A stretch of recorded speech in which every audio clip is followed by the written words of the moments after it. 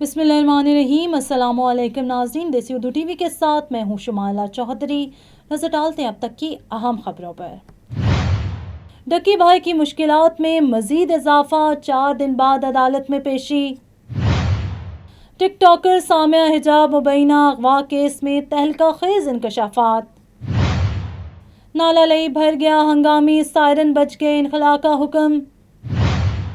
طوفانی بارشیں، اسلام آباد سے تشویشناک خبریں سامنے آ رہی ہیں۔ وینس پریمیئر میں جلوہ گر امانڈا سیفرڈ اور لیوس پولمین کی شاندار انٹری۔ امریکہ بھر میں ورکرز اور بلینئرز احتجاجی مظاہروں کا اعلان۔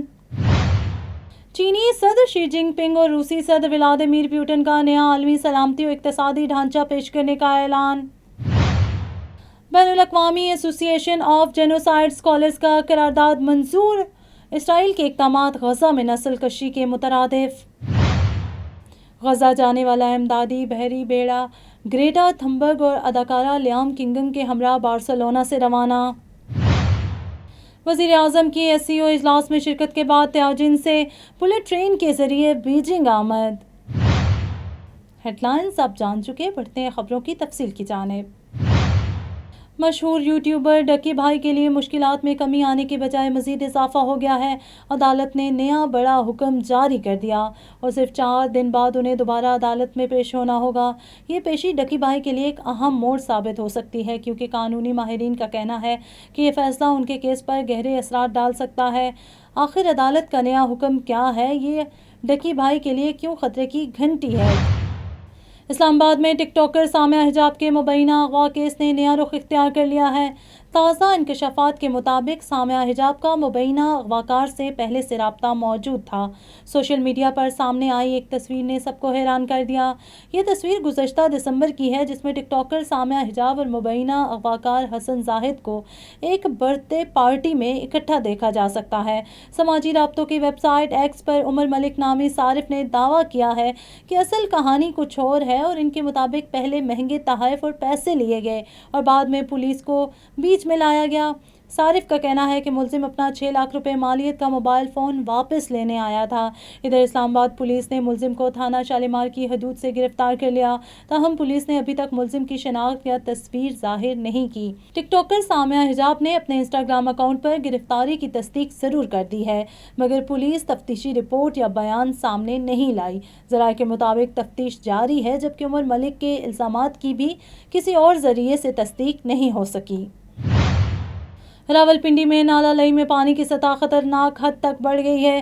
انتظامیہ نے ہنگامی سائرن بجا دیے اور نچلے علاقوں کے رہائشیوں کو فوری انخلاء کا حکم دیا گیا ہے۔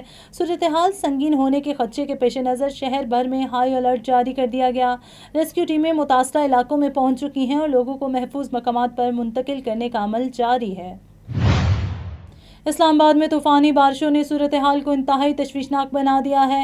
شہر کے کئی علاقے پانی میں ڈوب گئے ہیں۔ نشیبی علاقوں میں گھروں اور دکانوں میں پانی داخل ہو گیا ہے، جبکہ ٹریفک کا نظام بھی درہم برہم ہو گیا ہے۔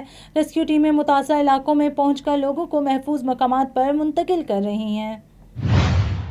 وینس فلم فیسٹیول میں Shaker movement musical the testament of Ann Lee کی ورلڈ پریمیئر تقریب منعقد ہوئی۔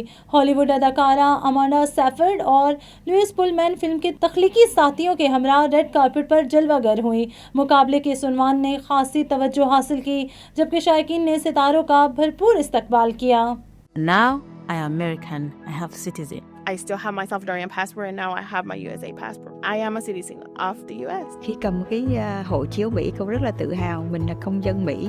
La ciudadanía para mí significa oportunidades. Si ya tienen el tiempo que pueden hacerse ciudadanas, que lo hagan. No pierde nada uno con intentarlo. Como dicen en México, echándole ganas, todo se puede.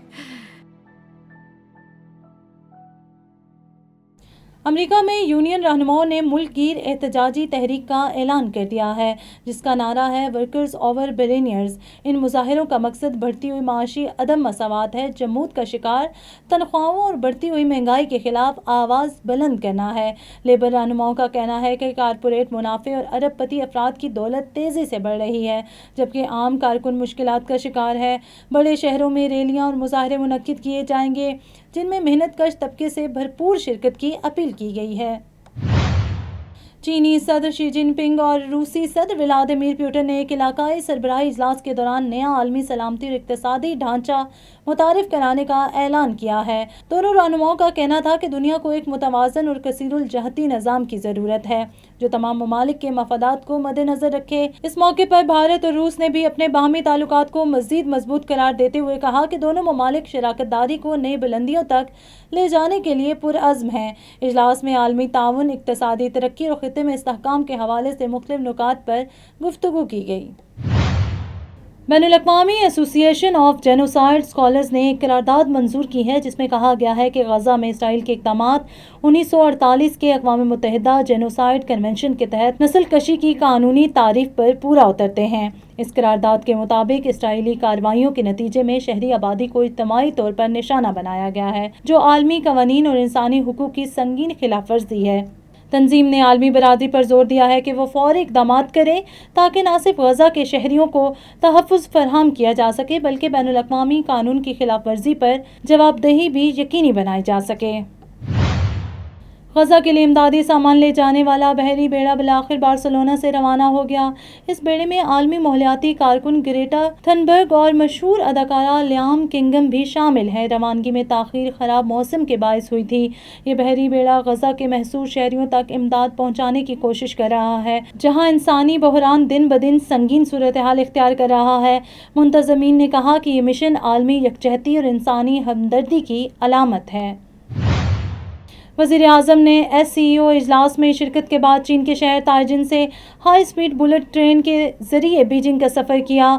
وزیر اعظم نے اس دورے کو پاک چین تعلقات کو مزید فروغ دینے کے لیے نہایت اہم قرار دیا ہے۔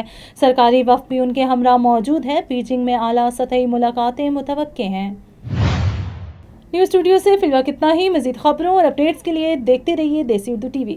Now I am American. I have citizen. I still have my Salvadorian passport, and now I have my USA passport. I am a citizen of the US. Khi cầm cái hộ chiếu Mỹ, cô rất là tự hào mình là công dân Mỹ. La ciudadanía para mí significa oportunidades. Si ya tienen el tiempo que pueden hacerse ciudadanas, que lo hagan. No pierde nada uno con intentarlo. Como dicen en México, echándole ganas, todo se puede. Neurological care is a pressing healthcare challenge in Pakistan. That's why Helping Hand USA is building Kind R, a world-class hospital with 130-plus clinics that is set to establish new standards for neurological care in Pakistan. As the first phase nears completion, anticipation is growing for the launch in the second half of 2025. Give zakat and sadaqah through Helping Hand USA today and join this historic endeavor to redefine future healthcare in Pakistan.